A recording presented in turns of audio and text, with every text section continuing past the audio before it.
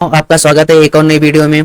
अगर आप CSC VLE हैं यानी कि विलेज लेवल एंटरप्रेन्योर, अगर आप सीएससी को जो हम लॉगिन करते हैं सीएससी को, तो उसमें कुछ इस तरीके का एरर आता है। जैसे कि इसमें दिया हुआ है you have not transaction on DSP for the 116 days, you are required to pay some of 100 रुपये। मतलब कि कहने का मतलब है सीएससी की तरफ से ये जो भी वीएलई भाई सीएससी पे एक्टिव नहीं है तो उनके पे ये मैसेज इस तरीके का आ रहा है। तो इसका मतलब है कि आप 160 दिन से अगर इस आईडी पे कोई भी लेन देन ट्रांजेक्शन नहीं किया है तो आपका आईडी कुछ ही दिनों में सरेंडर यानी कि बंद ब्लॉक कर दिया जाएगा। अगर आप इस आईडी पे कंटिन्यू रखना चाहते हैं तो आपको ये 100 रुपये का ट्रांजेक्शन डीएसपी पोर्टल पे करना होगा। तो इसमें if you want to continue to work as VLE, ठीक है, if you do not want to continue VLE click on close account. तो इनका कहने का मतलब है अगर आप सीएससी पे काम करना चाहते हैं तो आप जो है मिनिमम 100 रुपये का ट्रांजेक्शन करिए और कुछ ही दिनों में आपकी आईडी लॉगिन हो जाएगी। अगर आप 100 रुपये का ट्रांजेक्शन नहीं करते हैं, अगर आप आईडी अपनी ब्लॉक करना चाहते हैं, सरेंडर करना चाहते हैं तो आप इस पे क्लिक करके अपनी आईडी को सरेंडर कर सकते हैं। और अगर आप अगर उसका चेंज वॉलेट पिन, अगर वॉलेट का पिन चेंज करना चाहते हैं तो यहाँ से आप कर सकते हैं। तो हमें कंटिन्यू मतलब कि अपनी आईडी पे कंटिन्यू होना है तो हम इसमें पे नाउ पे क्लिक करते हैं।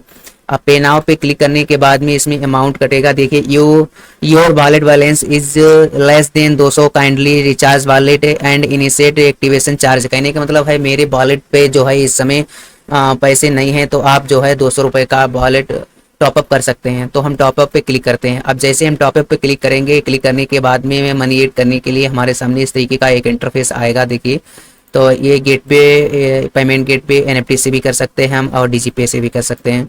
तो इसमें हम अपना इंटर अमाउंट कितना रुपए डालते हैं वो डालेंगे और इंटर फ़ोन नंबर डालेंगे। सीएससी इस पे क्लिक करेंगे या एचडीएफसी एक्सिस पीजी पे क्लिक करेंगे और एड मनी टू वॉलेट इस पे क्लिक करते हैं। तो हम इसमें अपना अमाउंट डालेंगे और अमाउंट डालने के बाद में मोबाइल नंबर डालते हैं। मोबाइल नंबर डालने के बाद में CSC add money to wallet पे क्लिक करते हैं। तो जैसे हम टॉपअप पे क्लिक करेंगे, टॉपअप पे क्लिक करने के बाद में हमारे सामने इस तरीके का एड मनी करने का ऑप्शन आ गया है। अब इसमें हम इसमें अपना अमाउंट डालेंगे और मोबाइल नंबर डालेंगे, एड मनी टू वॉलेट पे क्लिक करते हैं। अब देखिए मैंने इसमें 200 रुपये को ऐड कर लिया है। अब इसमें मोबाइल नंबर डाल दिया है और ऐड मनी टू वॉलेट पे क्लिक करते हैं। जैसे इस पर हम क्लिक करेंगे और रिडायरेक्ट हो जाएंगे हम अपनी सीएससी के पेमेंट मोड पे। अब इसमें हमें देखिए इसमें टोटल अमाउंट कितना पे करना है। टोटल अमाउंट हमें पे करना है इसमें 200 रुपये का ट्रांजैक्शन करना। अब इसमें पेमेंट ऑप्शन में दे रखा है हम दो तरीके से पेमेंट कर सकते हैं। एक तो है इसमें क्रेडिट कार्ड या डेबिट कार्ड से कर सकते हैं, दूसरा है नेट बैंकिंग से कर सकते हैं। तो हम नेट बैंकिंग से करेंगे तो नेट बैंकिंग वाले ऑप्शन पे क्लिक करते हैं और क्लिक करने के बाद में इस तरीके के हमारे सामने जो है बैंक खुल के आ जाएंगी। अब जो भी जिस भी बैंक का आप नेट बैंकिंग यूज करते हैं तो उस पर हम क्लिक करेंगे, नीचे स्क्रॉल करेंगे। स्क्रॉल करने के बाद में स्टेट बैंक ऑफ इंडिया इस पर हम प्रोसीड पे क्लिक करते हैं। जैसे इस पर प्रोसीड पे क्लिक करेंगे, प्रोसीड पे क्लिक करने के बाद में कुछ पेज रिफ्रेश होगा। अब हमारे सामने एसबीआई का नेट बैंकिंग पर्सनल बैंकिंग हमारे सामने खुल के आ गया है। अब इसमें हम अपना यूजर आईडी डालेंगे और पासवर्ड डालेंगे। इसमें हम अपना यूजर आईडी डालेंगे, पासवर्ड डालेंगे, लॉगिन पे क्लिक करते हैं। तो लॉगिन पे क्लिक कर लेते हैं। देखिए यूजर आईडी पासवर्ड डाल लिया है, लॉगिन पे क्लिक करते हैं। हम जैसे लॉगिन पे क्लिक करेंगे और लॉगिन पे क्लिक करने के बाद में देखिए कुछ इस तरीके का हमारे सामने एक एरर आ गया है, इनवैलिड यूजर नेम पासवर्ड। तो हम दोबारा डालते हैं। अब देखिए जैसे मैंने उसमें अपना यूजर नेम पासवर्ड डालने के बाद में हमारे सामने एप्लीकेशन नंबर शो हो रहा है और इसके बाद में ये अकाउंट टाइप हमारा नेट बैंकिंग ओपन हो गया है। अब इस पर हम क्लिक करते हैं। अब इस पर हम कंफर्म करेंगे, इस पर क्लिक करेंगे। जैसे इन कंफर्म करें पे क्लिक करते हैं हमारे सामने डेबिट अकाउंट डिटेल इसमें आ गया है। अब नीचे स्क्रॉल करते हैं, इसमें हमें जो है इसमें ओटीपी गया है वो ओटीपी डालते हैं हम। देखिए कुछ टेक्निकल इशू की वजह से इसमें टॉपअप फेल्ड दिखा रहा है। अब देखिए जैसे हमने कंफर्म पे क्लिक किया है और हमारे सामने योर पेमेंट वाज सक्सेसफुली, देखिए पेमेंट हमारा सक्सेसफुली हो गया है 200 रुपये का। अकाउंट डिटेल रेफरेंस नंबर दे रहा है, डेबिट अकाउंट नंबर दे रहा है इसमें रेफरेंस नंबर। अब पेज अपने आप ऑटोमेटिक रिफ्रेश होगा और यहाँ पे देखिए मैसेज भी आ गया है टॉपअप सक्सेस का।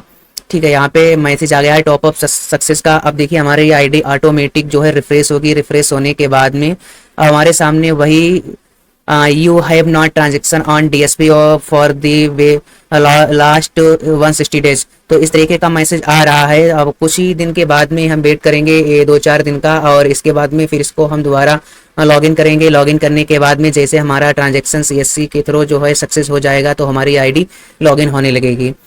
अब बात आती है कि ये मैसेज क्यों आता है। अगर आप जो है मंथली में एक ट्रांजैक्शन भी कर देते हैं तो इस तरीके का मैसेज आपको सामने देखने को नहीं मिलेगा। अब ट्रांजैक्शन करने के लिए क्या है कि आप इस पर अपना रिचार्ज कर सकते हैं, या फिर डेली मंथली में जो रिचार्ज होता है वो रिचार्ज कर सकते हैं, या फिर अपना गैस बुकिंग के लिए 2 रुपये शायद कटता है तो वहाँ से गैस बुकिंग कर सकते हैं। तो कुछ ना कुछ अगर आप अपनी आईडी पे ट्रांजैक्शन करते रहेंगे तो आपकी आईडी जो है एक्टिव रहेगी, नहीं तो डीएक्टिवेट कर दी जाएगी।